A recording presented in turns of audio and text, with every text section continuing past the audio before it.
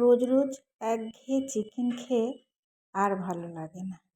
তাই ভাবছি কী করব, ভালো লাগে না একঘেয়ে সবসময় একঘেয়ে চিকেন। তাই ভাবলাম আজকে একটু গ্রিন চিকেনই করে নিই। তাই ফ্রিজ থেকে টমেটো বার করে নিলাম, নিয়ে পেঁয়াজ টমেটো কেটে নিলাম, নিয়ে ধনেপাতাগুলো ভালো করে ধুয়ে নিলাম।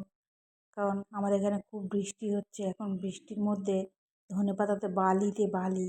অনেকক্ষণ ধরে ধুয়ে ভালো করে অনেকক্ষণ ধরে ভিজিয়ে রাখলাম, নাহলে বালিগুলো না ঝরতে চায় না ধনেপাতা থেকে, তার জন্য ভিজিয়ে রেখেছিলাম। তারপরে এবার একটু বেটে নিলাম, লঙ্কা আর ধনেপাতা বেটে নিলাম। বেটে নেওয়ার পর এবার একটু আলু ভাজা করে নিলাম, মাংসের আলুটা একটু ভেজে নিলাম, লাল লাল করে একটু ভেজে নিলাম। না ভাজলে আবার একটু ভাপিয়ে নিই সবসময় আমি, ভাপানোর পর একটু আলুটা ভেজে নিলাম, নিয়ে তারপরে রান্না শুরু করলাম। বেশি কিছু দিইনি কড়ার মধ্যে, শুধু তেজপাতা আর একটু সাদা জিরে দিয়ে দিয়েছি, গোটা জিরে। তারপরে একটুখানি পেঁয়াজগুলো দিয়ে দিলাম, পেঁয়াজটা দিয়ে পেঁয়াজটা একটু নরম নরম হয়ে আসলো, তারপরে একটু টমেটোটা দিয়ে দিলাম। টমেটোটা দেওয়ার পর তারপরে একটু সমস্ত কিছু মশলা দিয়ে দিলাম। তারপরে এই যে টমেটোটা দেওয়ার পর মশলা দিয়ে দিলাম, দেওয়ার পর আস্তে আস্তে করে মাংসটা কষালাম। এবার গ্রিন চিকেন করতে গেলে বেশিক্ষণ ধরে আগে মাংসটা ভালো করে সমস্ত কিছু দিয়ে আগে কষে নিতে হবে মাংসটা। আদা রসুন পেঁয়াজ লঙ্কা সমস্ত কিছু দিয়ে কষে নিতে হবে। কষে নেওয়ার পর আস্তে আস্তে ধিমি চাপে কষতে হবে, ধিমি আঁচে কষতে হবে। কষার পর যখন মাংসটা হয়ে আসবে, মাংসটা একেবারে যখন হয়েই যাবে, নামানোর টাইম হবে, তখন দিতে হবে ধনেপাতাটা।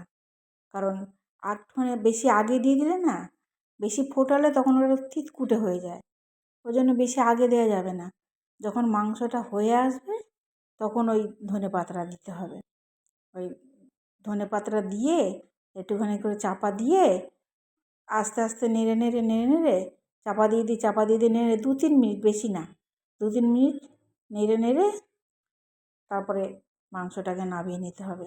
নাহলে বেশিক্ষণ থাকলে যখন মাংস হয়ে আসবে ধনেপাতাটা দিয়ে 2-3 মিনিট চাপা দিয়ে একটুখানি 2-3 বার নেড়ে নামিয়ে দিতে হবে। নাহলে কী হবে, নাহলে তিতকুটে হয়ে যাবে মাংসটা, একদম তিতকুটে হয়ে যাবে। ওই জন্যে বেশিক্ষণ ধরে ওই যে ধনেপাতাটা না, এই যে মাংসটা হয়ে এসছে, এই যে ধনেপাতাটা দেওয়া হয়ে গেল, দেওয়া হয়ে গিয়ে এবার তাকে একটু নেড়ে 2-3 মিনিট চাপা দিয়ে একটুখানি নেড়ে নিতে হবে। কাঁচা লঙ্কা ধনেপাতা বাটতে হবে, কোনো লঙ্কা দেওয়া যাবে না। ওর মধ্যে নুন হলুদ আদা রসুন যেমন দেওয়া হচ্ছে সেরকমই দেওয়া হবে।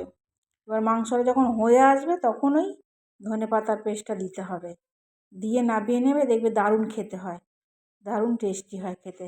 একবার করে খেয়ে দেখো তোমরা।